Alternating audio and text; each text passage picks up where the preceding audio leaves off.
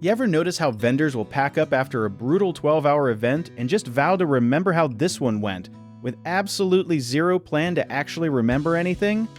That vow lasts about as long as a New Year's resolution at a gym.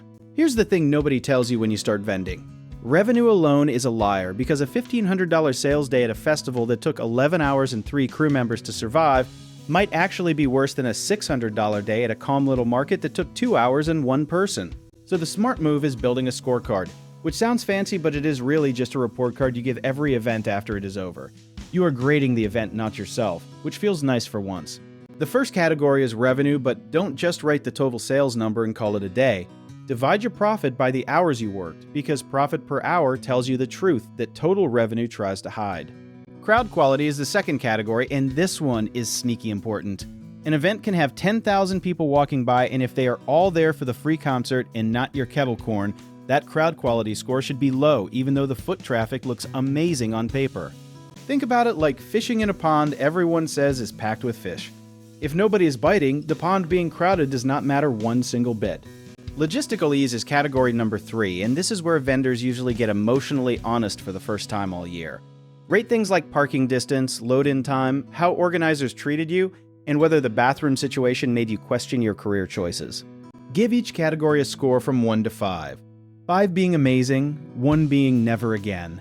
A festival might score 5 on revenue, 2 on crowd quality, and 1 on logistics. And suddenly, that great sales day reveals itself as a trap dressed up in a sequined festival wristband. Add the 3 numbers together and you get a total event score out of 15. This is not complicated math, this is just refusing to let your tired brain rely on vibes 6 months later when the event reapplies. Here's a common mix-up though. People think a high score automatically means do this every single year forever. But rubrics are supposed to evolve as your business changes.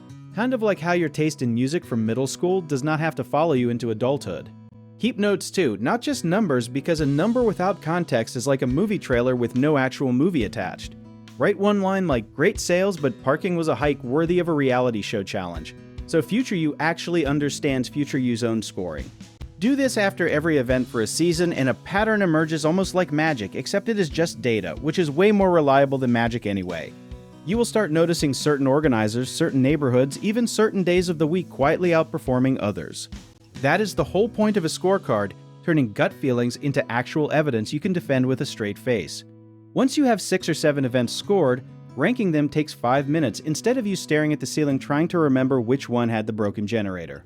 A rubric is not about being a strict numbers robot, it is about giving your future self a cheat sheet so you stop repeating expensive mistakes wearing a fun costume of opportunity. Want to learn more about how we help vendors like you build smarter systems for events just like this? Check out our links in the description.